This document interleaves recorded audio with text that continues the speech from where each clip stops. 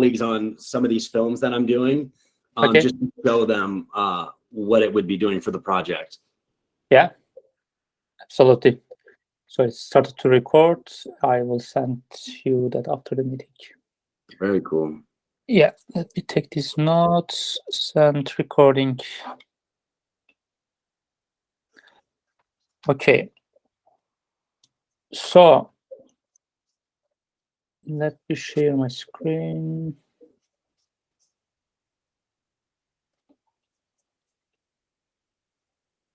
Okay. Do you see my screen? I do, yes. Yeah, great. So as we work together, we provide you an account, and this account you can simply access by using your web browser. Okay. And this is, you see a demo dashboard over here. This is an example one with some example projects, but you will have your empty dashboard that you can add your projects. And the projects can be at development stage till distribution stage. So at any stage we can add a project. Let me open an example project here. We can look at maybe Magnolia. Okay, and the first thing that you do is adding all basic information that you already know about the project. Mm-hmm. So this is like, what is the language, if you know already the director, release country, potential release date, all the financials, like what's the budget, targeted budget of the film. So this example is a big budget film, but it shouldn't mislead you. I don't know what's the budget range of the films that you work. It works with any budget, from really medium budget to blockbuster budget. The system is working with any budget of the film. And then the characters. So if you have a short list of casting or attached cast for the film, you also add this information in advance. Okay. This is a few minutes process. After you do that, it becomes ready to run AI analysis. And to run AI analysis, you click this button, new analysis button. And there are 3 types of analysis: pre-production, post-production, or distribution. For pre-production or development as well, you can use this analysis. You need to upload a PDF version of your screenplay. Okay. For post-production and distribution, you can upload a rough cut or fine cut video version of the film. At that analysis, it analyzes the video version of the film for post-production and distribution. So let me show you an example pre-production analysis from the screenplay of Magnolia. Normally, once you start the analysis or you upload screenplay, it takes like 10 minutes for AI to finish analysis. Wow. But then we have a quick check by our data scientists, or in case if your script is in a bad format. Sometimes this happens in like 5% of cases. Like it's really bad formatted screenplay, or you just scanned from the paper and put this way, it wouldn't work. So just for this case, they make a quick check. If there's no problem, they approve. You see the results in 1-2 hours. Okay. And so all the results that you see here are generated by AI. I will show you in detail. This is a summary of the results. We will go to each section one by one. Let's start with genre analysis. So the genre analysis is the results that AI is predicting the flow of each genre over your story. In this top graph, you see each color represents a different genre over here. Like red is comedy, blue is drama, like turquoise is thriller. And here we have screenplay. You can go to different part of screenplay to see what is AI predicting in terms of these genres. For example, here, if you come to this pick, we have more of crime, thriller, action. And we come here at that part, it finds more comedic patterns. So how these kind of patterns can be useful for your process? That might be a question for you. Basically, these patterns are giving a great idea about the structure of your story. To make it more clear to you, let's compare it with other films. So you add your screenplay, and then you can compare with almost like 60,000 patterns, the same type of patterns. How is your patterns are comparing with other films? I will just show you some completely irrelevant films, just to be clear. Yeah. For example, Interstellar.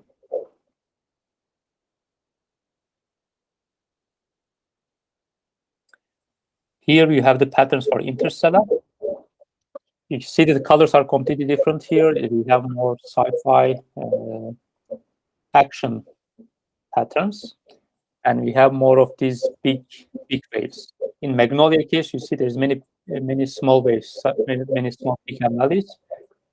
In Interstellar case, we have these big waves, which is these waves are in general associated with the top points of the film. In Magnolia case, the reason we have many small peak and valleys because it's an ensemble cast movie.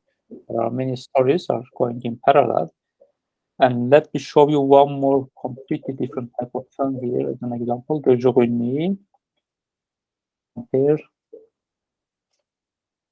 The Journée, it's a French film. I think in English title is 2 Days, 1 Night. A movie by Dardenne brothers. It's Oscar nominee, Palme d'Or nominee. A very strong film artistically. But that's the question: what's your target? If you target the festivals, the type of pattern here you see is good, it's fine. But if you target a more commercial film or more mainstream film, you see it's very flat. We don't have any of these peak and valleys. That means plot points, the acts of the films, it wouldn't be clear at all to the audience. You will lose their engagement very fast. Yeah, if you target mainstream film, that will be a red flag, for example, this kind of pattern.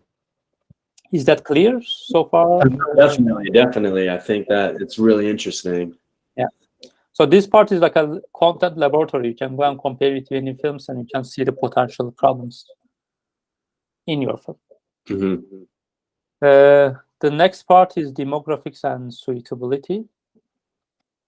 Here, AI is predicting automatically what type of audience will be interested in your film. Firstly, which gender, female versus male.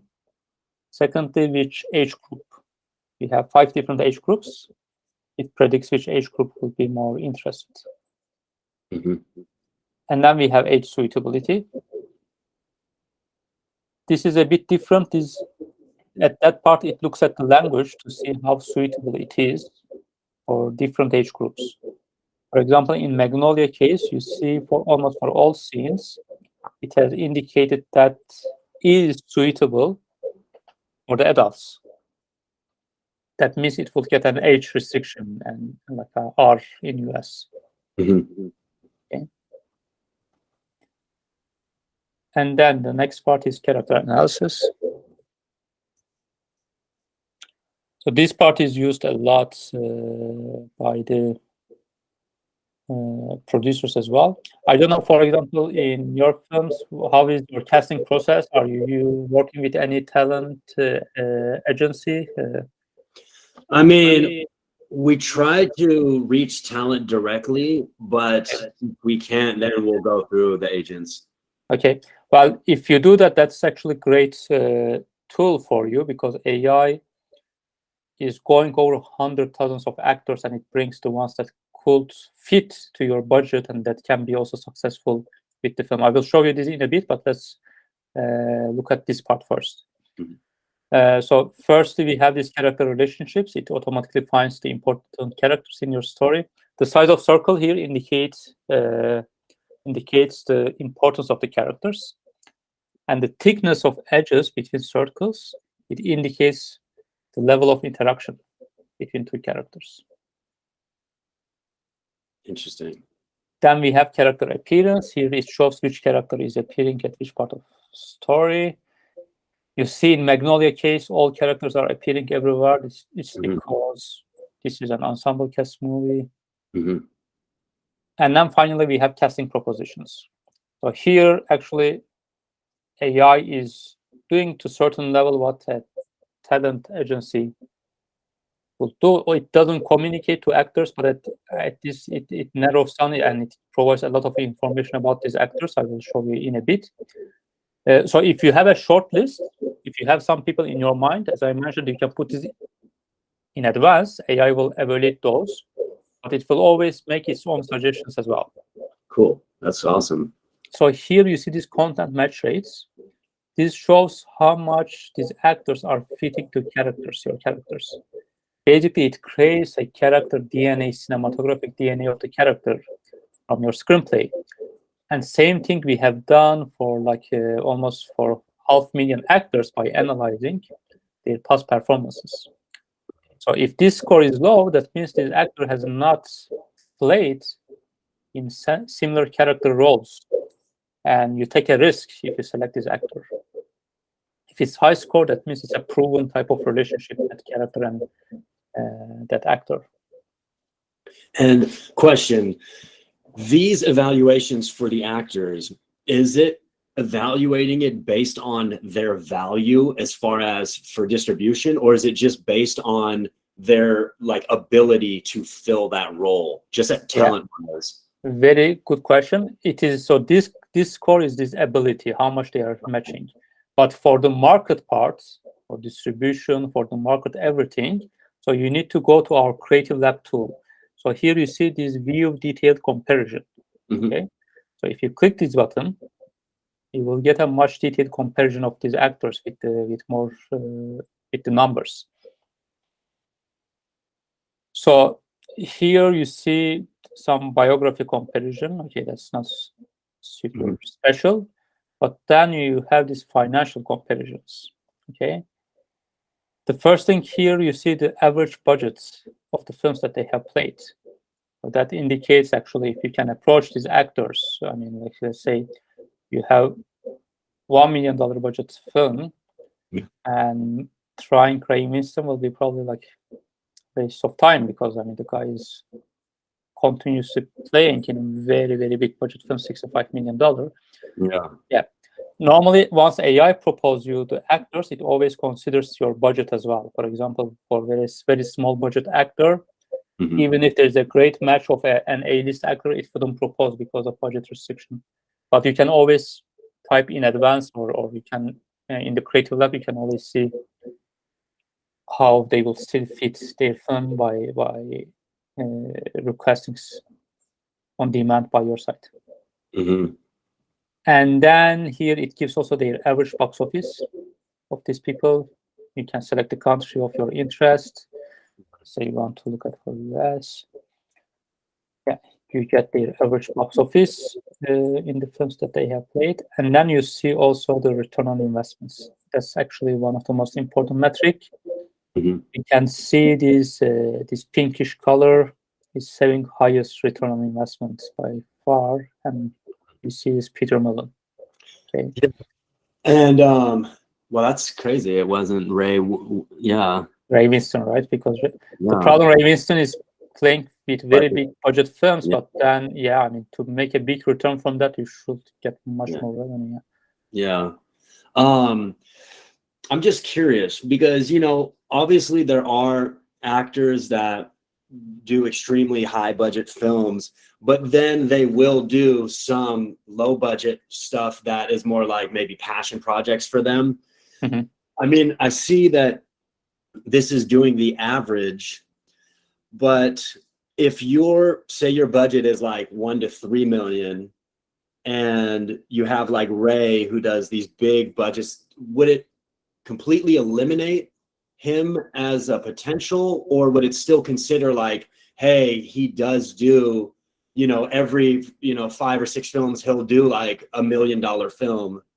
If it sees a pattern of that, he wouldn't eliminate. It's not only average, but that's why also here you can look at this per year, how that over the years their budget of the films are changing over here as well. Interesting. Yeah, but I think that's the thing. Average, it's very high. That means like the small budget ones is not too much the case, because that would also decrease significantly this average. That's the thing. And or you can also look at the last 5 films. Okay, so we see that how the last 5 films are like. Yeah. And the other thing that you should look at here is the trends, how the trends of these actors are changing over the time. Because this is also related to marketability part. That it might be maybe a very strong actor 20 years ago, but the current audience doesn't attach so well. So that's why it's important to look at this as well. And is this showing how much they're getting paid, or this is audience volume? No, this is really audience volume. How much they are paid, we don't show that. But basically, you can have an idea from the type of films that they are playing. This is the budget of the films. Yeah. And also, eventually, that's also, let's say, an actor, the average budget is like 10 million, and you try to get him to a $1 million project. The challenge also with the data we observe, in many cases, that you put a good portion of your budget to bring this actor, and then you sacrifice from other things. Yeah. Which makes the film eventually unsuccessful. We have so much examples of that. I mean, that's one thing we see, like the popularity of the actor and the success of film. There is not a very strong correlation. We find a much stronger correlation with how much actor is fitting to your character. That score, we find more correlation with the success, just to mention. But of course, bringing a big actor, that you increase your chance to get distributors more easily, maybe potentially investors more easily. Of course, there is this side that we should consider as well. Yeah. Okay, so that was the character casting part. Maybe I can show you one thing quickly here as well. So here, this character casting, you have also these search actors that you can a bit independently search the things. As you mentioned that you don't work with talent agent very often, that you try to do yourself. This is very great tool in that manner. So you can really, independent and AI's direct propositions, you can also give a bit directions to AI yourself, that maybe like age interval, the budget of the films, active years of these actors, active countries. You can even tell that maybe you want actors that are looking like Idris Elba, okay? Then it considers also the face similarity. Wow. So you can give all these directions, and then here, then you can select your project, your character. It finds with all these parameters that is fitting to your suggestion. Or you can go independent and project. You can define the type of content yourself. You say, okay, all these filters, plus maybe I want some film from 20s with the war theme. So you can define that and then find the actors that are fitting. Very interesting. So let me go back to analysis, to character analysis. Okay, so the next part we can look at this similar film analysis. Similar film analysis, are you doing any comparables analysis comes in your process? Are you making any comparables analysis for your? Yeah. Okay. No, definitely. Yeah. So this similar film analysis is a tool for you to do your comparables. It makes it much easier, because AI is automatically finding some similar films to your screenplay, okay? Like by genre, by content, by audience. And then you can even customize this further, again, going to this detailed comparable search. Maybe you can tell, okay, AI should find similar films, but just from last 5 years, or with certain budget, or with certain country. So you get all these results, and then you can shortlist the results that are interesting for you. Yeah. All these results are going to here comparables, okay? And comparables, here you get your comparables results automatically. So you have your shortlisted films, and you get your low case, average, high case scenarios. And you can add any country that you are planning to sell, okay? So you get your forecast for all countries you are interested that just within a few minutes. And you can export this as an Excel to work externally or as PDF. So this is still a traditional way of forecasting the potential of the film. We have also a fully AI-driven analysis. So in AI forecast, basically it considers your content and also all your packaging, your director, actors, release days, so all parameters.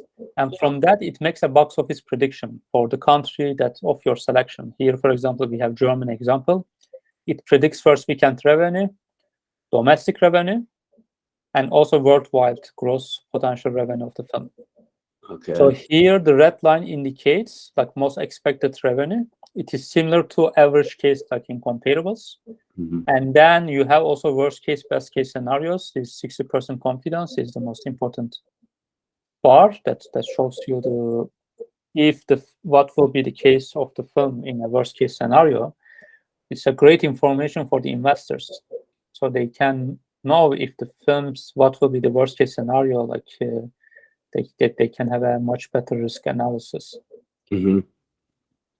And similar to that, we have also streaming forecast.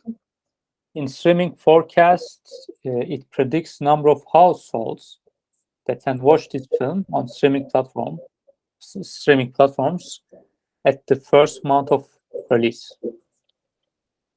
Interesting. Yeah. And you can obviously go through all like 250 territories and have one for each one. For streaming, it's a bit more limited, but for box office, yes. Okay. You can go like any territory. For streaming, I think we have like 10 major countries. Okay. Are you adding more like over time? Of course, yeah, of course, every time. Actually, yeah, I mean, potentially like in 2-3 months, we will go to worldwide for streaming as well. Very cool. Streaming is a bit much longer process because it's not like box office. We have a lot of data for streaming. We have a long process of the data mining and to get enough data to make AI to learn from that. Very interesting.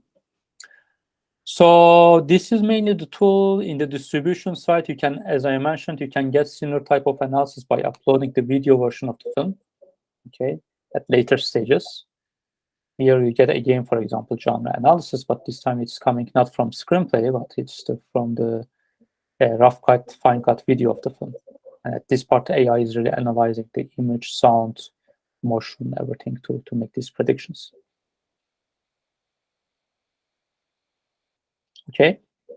Yeah. So I mean, there is like other tools as well, but I hope this gives you the main idea. If you have any questions that we can go in more detail. Okay, we have the view script analysis parameter. Yeah, I mean, I think it's really interesting. I was curious.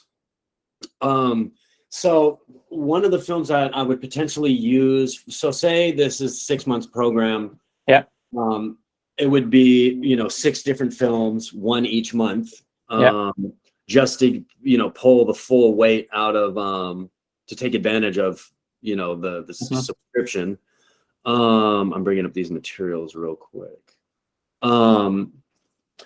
One of the films is like, in order to like enhance the realism of it, we would be using kind of unknown actors because it would be like found footage in like a YouTube type of world. So we wouldn't want to have known actors because that would break the realism for it. But we also wouldn't want to cast for the leads like real social media influencers because they already have a following and we don't want to again break that realism. But we would have some cameos from like famous influencers. Would the software evaluate influencers or is it strictly just actors in cinema? If they have acted, because many influencers, they have already played in some movies and many of them have already made their own movies. But it doesn't evaluate like their value as far as followers or subscribers. No, well, Well, in a way, if they have done films, yes, but I think, I mean, there's many examples that influencer, okay, they have a lot of followers. Of course, they get certain audience from that. So if they have done these experiments in the past, AI will already know that. But if they have not done this at all, it's first time they will be in a movie. So it won't give a judgment over there because it doesn't have an experiment of that. Okay. I think it's really interesting as far as it'll generate auto-generated demo reels, and that's based off of your archive of all the films that these actors have been in. It'll take related material to the character and put something together. Is that correct? Auto-generated demo reels, basically in actor propositions. So it's automatically checking from their previous performances, creates like a 1-minute demo reel. So once we have these actor propositions, you can also watch like 1-minute video of these actors. Very cool. Yeah. And I was going to say, so release date, that's great. It'll break down the projected most financially beneficial time to release the film. It'll tell you that as well. Yeah, actually in distribution analysis, it finds you what is the best release week, and then also what is the best release pattern. This is for distributors, it's especially useful, like number of releases for the box office, that how much P&A budget that you put on that. So we have 2 analysis on that in distribution analysis. So it'll tell you like how many theaters it should be in, or so it shows, actually, you see, like, for example, how much return you will get if you have 100 theaters, 200. Well, I can show you. Let me show you quickly this one.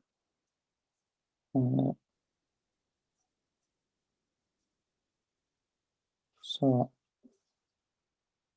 here, if we come back to distribution analysis, so here, distribution strategy. So here, for example, this is release week. It shows which week is the best week to release. Okay.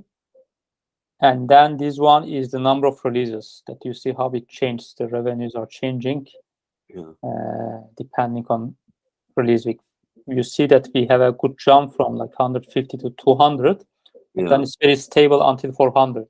So if you go from 200 to 400, basically you double your P&A budget. And then there's not increase. So that means you are really losing your return. Yeah, definitely. That's really good.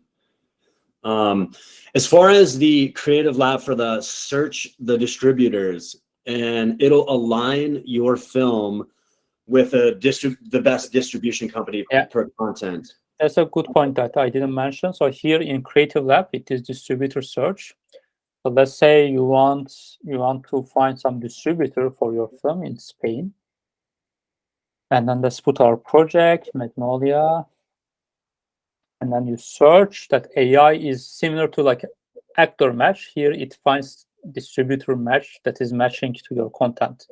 The way it does that, it looks at the previous films that has been done by these distributors, and it checks how much it is matching to your content. So here, let's find with high score. So here, for example, Golem distribution, 94%. That means they have distributed successfully similar films to your film, and then you will have more chances if you go to this distributor because they are successful with that kind of content. They will be more interested in your content. Okay, and this only gives you the analysis of the company. It doesn't actually put you in contact with the company or give you the contact information. It just tells you the company. Yeah, that's a very good point. No, not at this stage, but we are doing 2 things in that direction. The first one is our market events. For example, the next one is American film markets. We cannot participate in that anymore because we have closed applications. Basically, we have partnerships with these markets, like American film markets, Cannes Film Festival, Marché de Film, Berlinale, European film markets, which are 3 biggest markets in the world. So we have partnership with them. So we are bringing our clients to the stage after they make enough analysis on the system, Mhm. and they present the projects to buyers and distributors and financiers. So this Okay. is one matchmaking we do. Another thing that we will start to do is Largo.ai market, which has not been released yet. That will be released like in November, start of November. In that one, we enable direct matchmaking. So basically, because we get a lot of distributors as client as well. Mhm. So if your project is ready, you can publish it to Largo.ai market, and then it becomes available to distributors. So distributors can make directly like a direct deal contact to you. So Wow. So you guys are pretty much bridging that sales agent yeah, territory. So then that's a bit our model, because I mean, we believe actually this AI is actually decreasing significantly the need for the sales agent, Yeah. because you already get many forecasts that they will do for you. The only thing they do eventually just make this connection, and then you give so much commissions to them. Yeah. So if you already have enough knowledge, why not to Yeah. build this connection right away, right? So No, it's beautiful. No, it's great. I think that's a great idea. I'm curious, what would be like the sales technically fee that Largo would take in a situation like that? What are you guys planning? so we don't get any percentage, anything. What we will do, so basically, normally you come to this 100 producer program.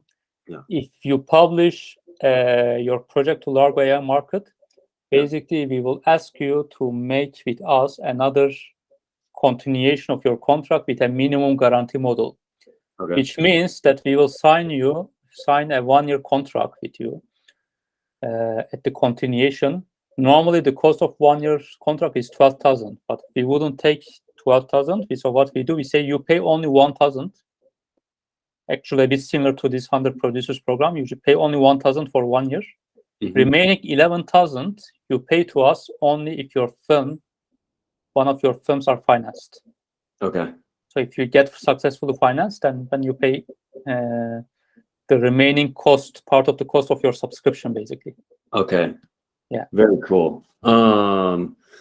So I am wondering, so currently the contract is that you guys are credited at the end, Yeah. control, Yeah. as like in the logo section, it would just be the logo, or it would say this film used the software of Yeah. Largo.ai. Yeah, we don't have a very strict requirement over there. As soon as you just refer in the credits that the film has got the data analytics support from Largo.ai. That's yeah.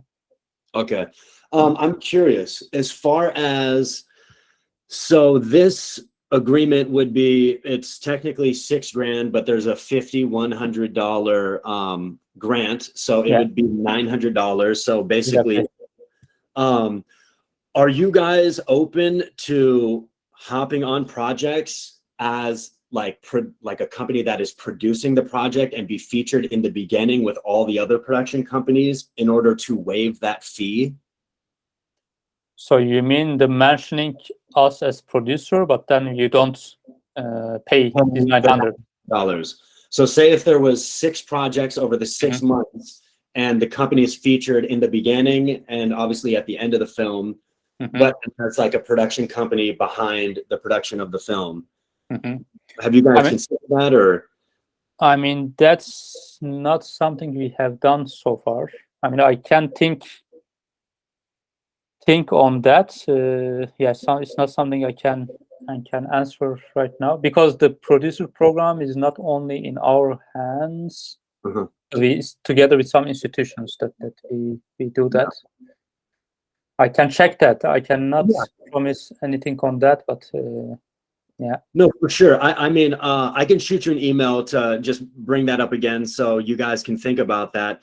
But I'm also wondering, because I do see that in the contract, it is written as it's an upfront fee, and then say the program doesn't continue, there would be a prorated reimbursement.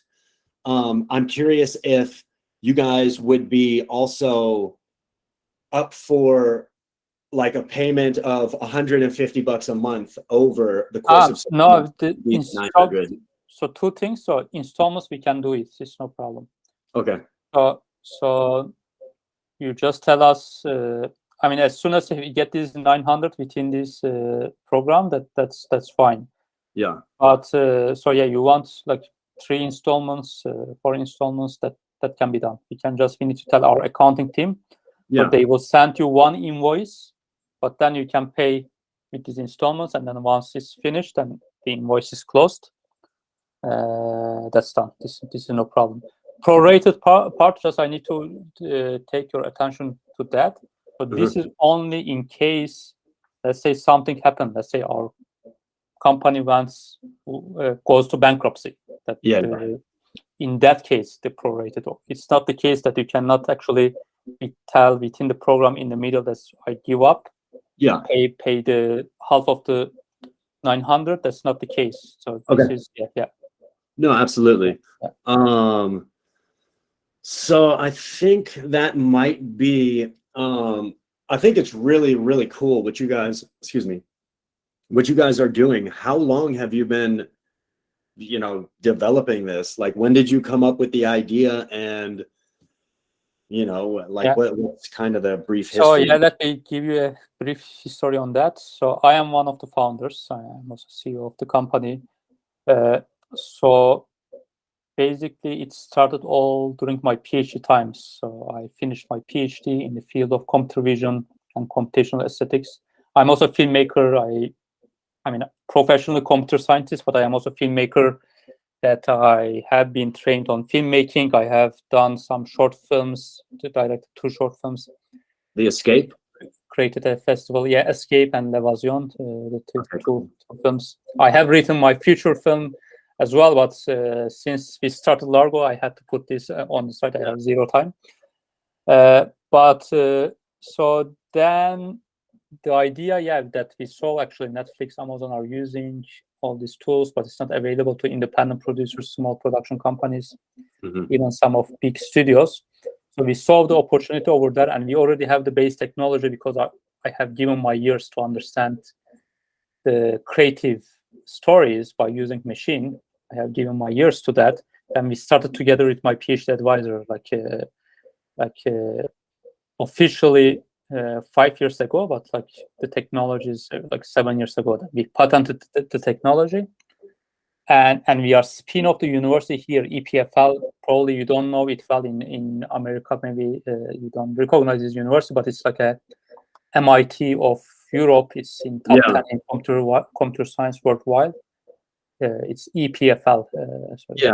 I see that. Very cool. Yeah.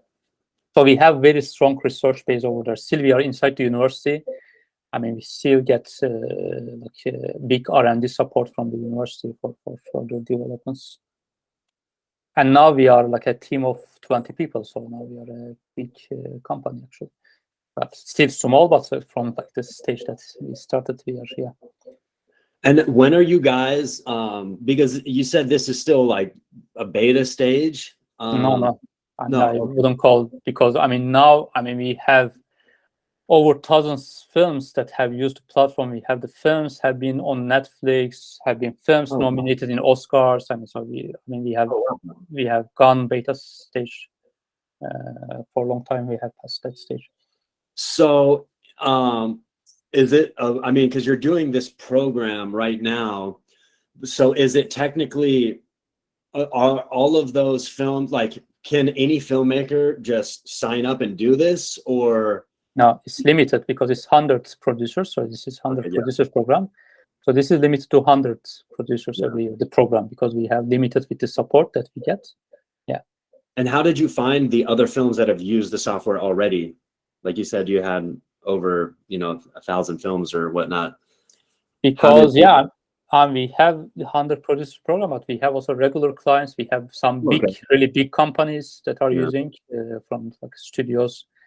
And then we have also regular users that paying the full amount or minimum guarantee. We have this minimum guarantee model that we provide a lot to.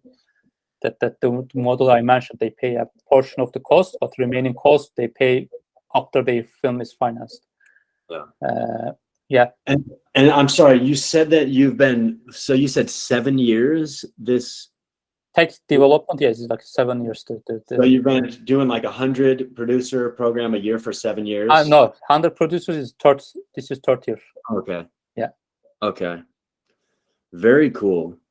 Well, yeah, I think all the information is great. I'm just gonna go over it with some colleagues for these next films that I'm doing. Mm-hmm. And I think that, yeah, I mean, I definitely would like to join the program. I'll send you an email about you guys possibly hopping on as a production company. Mm-hmm. You guys have never done that, and just, if you talk to your team and see if that might be something you're interested in. Otherwise, yeah, I think today is the 13th, so the deadline is 2 days. So I'll have to get all this in. And yeah, I mean, I think you've answered all the questions that I have written over here. Yeah. Great. Yeah, it's great pleasure. I mean, yeah. So one thing just to mention, I mean, as soon as you come to the program, we work together in certain ways. So, we I mean, it's not like more client